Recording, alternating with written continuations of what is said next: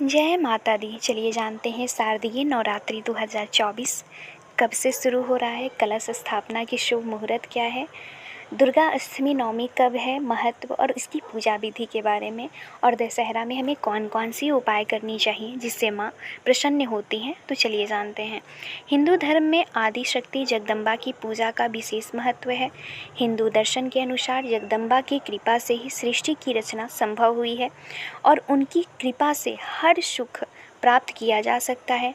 भक्तगण उनकी विभिन्न रूपों में पूजा करते हैं। इसके लिए वे 9 दिनों तक नवरात्रि का त्यौहार बड़ी उत्साह के साथ मनाते हैं। यह त्यौहार साल में 4 बार मनाई जाती है। इनमें से माघ और आषाढ़ की 2 नवरात्रि गुप्त रूप से मनाई जाती है, जिसमें माँ जगदम्बा की 10 महाविद्याओं की पूजा की जाती है। इस नवरात्रि में तांत्रिक, साधु संत और विशेष सिद्धि चाहने वाले उनकी पूजन करते हैं, जबकि अन्य 2 नवरात्रि चैत और आश्विन माह की पूजा हम लोग खुले तौर पर करते हैं। शरद नवरात्रि 2024 कब शुरू हो रही है? शरद नवरात्रि 2024 तिथि आश्विन मास के शुक्ल पक्ष की प्रतिपदा तिथि में शरद नवरात्रि का आरंभ होता है। इस दिन शुभ मुहूर्त में कलश स्थापना की जाती है।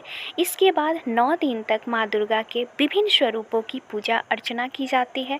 धार्मिक ग्रंथों के अनुसार कलश स्थापना के लिए सबसे अच्छा समय अभिजित मुहूर्त है। तो चलिए जानते हैं कि शरद नवरात्रि 2024 का प्रारंभ कब से हो रहा है।